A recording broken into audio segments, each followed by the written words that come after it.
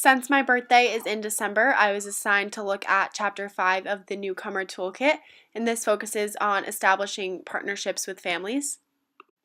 When reading Chapter 5, there was one quote that really stuck out to me, and it states, "The more schools know about why each newcomer family came to the United States, what their hopes and aspirations are, and how well prepared they are to partner with the school, the better schools are positioned to help these families transition to a new school and community culture." I felt that this quote captures the essence and main ideas behind building parent relationships. It also shows that we have to get to know parents in order to better understand our students and their backgrounds. As far as who is a parent is a legal guardian or other person standing in loco parentis. In other words, this means that parents could include mothers, fathers, grandparents, aunts, etc. It is someone who is legally responsible for their child and their well-being. This is important to remember when teaching students because we have to remember that a parent is not only a mother or a father. Many students are living with grandparents or aunts or even a family friend, so it is important to use the correct terminology in order to not offend or make any students feel disconnected and different from their peers. Another important aspect of Chapter 5 is Han's 4 stages of immigrant parent involvement. So number 1 is cultural survivor. This means that they may be concerned with having adequate food and water and may not have a lot of time to learn about the school system. So this includes their really basic needs that they're uncomfortable with and not secure with. Number 2 is cultural learners. This means that they may feel more comfortable at school and they begin to learn more about the school curriculum and culture. Number 3 is cultural connectors. This is those that are more familiar with educational terminology, policies, and procedures. And finally, number 4 is cultural leaders. This is when they become the voice, leaders, and advocates for their cultural community. By understanding these 4 stages of immigrant parent involvement, it can help schools address the unique challenges of newcomer families and develop strategies to help support parents across all 4 stages. Next is cultural barriers, and this focuses on the culture and systems of U.S. schools and how it is very different and unfamiliar for many newcomer families based on where they're from. So, for example, many families may not be involved with the school because of where they are from, because it may be seen as rude or interfering with the teacher or professional, so it's important to be aware of that. In addition, teachers need to inform parents of the following ideas and norms of U.S. schooling. First, they need to promote and support their children's growth and development. They need to encourage their child to participate and get involved within the school. They need to make sure that their children come to school with the focus of learning. They need to have clear communication with the school about any events or absences that the student may have. And finally, they need to become involved, devoted, and engaged with the school. Another important part of this chapter is strategies to support newcomer parent engagement. So number 1 is collaboration. This includes staff, parents, and any other community members. Number 2 is capacity development. This refers to the idea that parents and staff are able to re-envision their roles and create them based on how they can best support the student. Number 3 is acknowledgement of newcomers' assets. So acknowledgement of newcomers' assets focuses on ways that they learn and to take action in order for the student to be successful. Number 4 is taking a multi-pronged approach.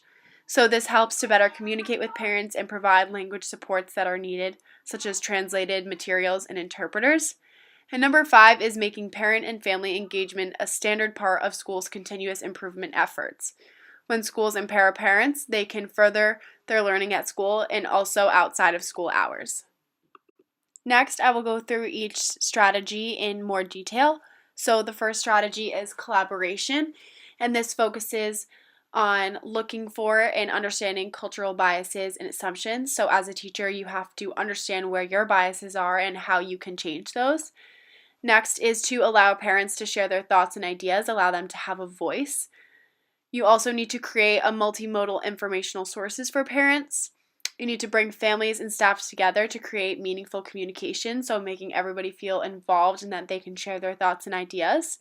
It is also important to help parents to develop leadership skills, make them feel that they can take on an important role and that they can feel confident in that role, and most importantly, make them feel included within the school community. The second strategy is capacity development. So, some strategies with parents is to work with newcomers in order to help them understand their various roles, such as parent, advocate, and decision maker. You have to stress to them that they have a very important job and that they need to take on all of these roles in order to be involved in the school and with their child. Next, they should build staff capacity to challenge deficit mindsets. You also have to design welcome kits for families, so things that explain directions and ways to get involved and really make things easy for them to understand.